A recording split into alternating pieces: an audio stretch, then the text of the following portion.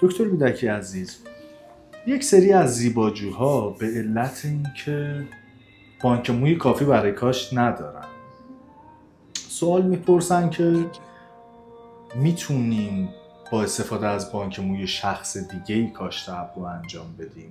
خب جواب که قطعا نه. خیلی بله. و ما میخوام بدونیم که چرا نمیشه این کار رو انجام بدیم. ژنتیک افراد متفاوته. کاشت ابرو پیونده، مثل همه پیوندها. حالا تکنیک کاشت ابرو با تکنیک مثلا پیوند کلیه متفاوته. این پیوند تکنیکش ساده تره. اون پیوند کلیه یا عضاب تکنیکش سخت‌تر و پیچیده تره.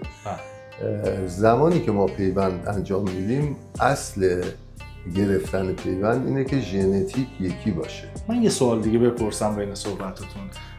سوال اینجا پیش میاد که دکتر چرا مثلا همین کلیه‌ای که مثال زدید کلیه رو میشه پیوند زد مثلا از یک انسان به یک انسان دیگه و چرا مو رو نمیشه؟ ببینید وقتی ما پیوند اعضا میکنیم داروهای تضعیف کننده سیستم ایمنی فرد باید مصرف کنیم. با این وجود به صلاح هست که ما به خاطر کاشت ابرو یا مو به زیباجو داروهای تضعیف کننده سیستم ایمنی بدیم که تا آخر عمر باید مصرف کنه که عوارض زیاد داره؟ نه نمیشه که. اونجا جان فرد در خطره، اینجا جان کسی در خطر نیست، بحث زیباییه. بسیار عالی. دکتر فرموده بودید که در یک شکل امکان داره، اون همینه که دو قلوهای همسان باشن، ژنشون یکی باشه.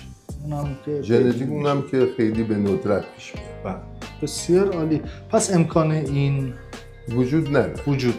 خیلی متشکرم از توضیحاتتون و یه سوال دیگه هم بپرسم بعد تشکر کنم. اگه بانک موی مناسب برای کاشت ابرو نداشته باشن کاری هست که بتونن؟ هیچ کاری نمیشه. مثلا ببینید اگر مثلا یکی بخواد موی سر بکاره فقط باید بانک مو مؤثره، چون بعدها ریزش نمیگیره. مثلا از موهای سینه اگر برداشت بشه، حالا آسیبی که به سینه و ظاهر پوست سینه میرسونه اون جدا، اما این موها ماندگار نیستن. تنها موهایی که ماندگارن بانک مو افراده که در پشت سر قرار دارن. بسیار خوب. از ریش هم پیشنهاد؟ ریش واسه پر کردن چون زیاد نمیشه برداشت، یعنی تعداد زیادی نمیشه از ریش برداشت. اون واسه پر کردن لابلاهای مو اگر ما کم بیاریم میتونیم از ریش هم استفاده کنیم. بسیار. خیلی متشکرم از لطف کردید.